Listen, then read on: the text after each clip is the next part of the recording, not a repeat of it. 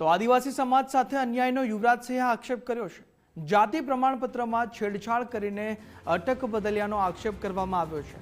સંતરામપુરના એક પરિવારના 18 લોકોની અટક બદલાઈ દેવામાં આવી। રાવળ અટક બદલીને રાવત કરી હોવાના યુવરાજસિંહે આક્ષેપ કર્યા છે। દાહોદના સિંગોડ ગામે સ્થાયી થઈ અટકમાં ફેરફાર કર્યો હતો। અટક બદલીને પરિવારના સભ્યોએ સરકારી નોકરી પણ મેળવી લીધી। માનસિંગ રાવળને રાવત અટક કરી પોલીસમાં નોકરી તેણે મેળવી લીધી। તો માનસિંગ રાવત અટકથી છોટાઉદેપુરના લીમડી તેણે નોકરી મેળવી લીધી હતી। સૂર્યકાંત રાવળ અટક બદલીને રાવત કરી નાખી અને શિક્ષકની નોકરી મેળવી લીધી।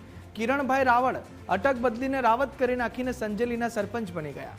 સંતોષભાઈ રાવળ અટક બદલીને ફતેપુરામાં તલાટીની નોકરી મેળવી લીધી। એસટી કેટેગરી લાભ લઈને ભાટીવાળામાં પેટ્રોલ પંપ પણ શરૂ કરવામાં આવ્યો। આ તમામ આક્ષેપો અહીં કરવામાં આવી રહ્યા છે।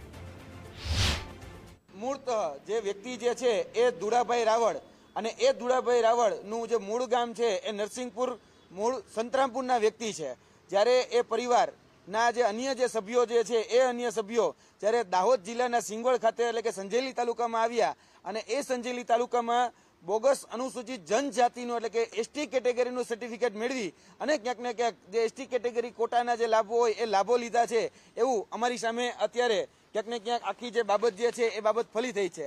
આ અમે અત્યારે આંબો તૈયાર કર્યો છે, તેમાં તમે જોઈ શકો છો કે આખો જે પરિવાર જે છે એ પરિવાર દુડાભાઈ રાવળનો પરિવાર અને એ દુડાભાઈ રાવળના પરિવારના જે લોકો જે છે એમાં ખાસ કરીને જે રામસિંગભાઈ રાવજીભાઈ રાવળ, રૂપસિંગભાઈ રાવજીભાઈ રાવળ અને એના જે સભ્યો જે છે એ સભ્યોએ ક્યાંક ને ક્યાંક જે મૂળાક્ષર જે છે એ મૂળાક્ષરમાં બદલાવ કરી અને આખું જે સર્ટિફિકેટ એટલે કે કાસ્ટ સર્ટિફિકેટ જાતિ પ્રમાણપત્ર કહેવાય એ જાતિ પ્રમાણપત્રમાં ફેરફાર કરેલો છે।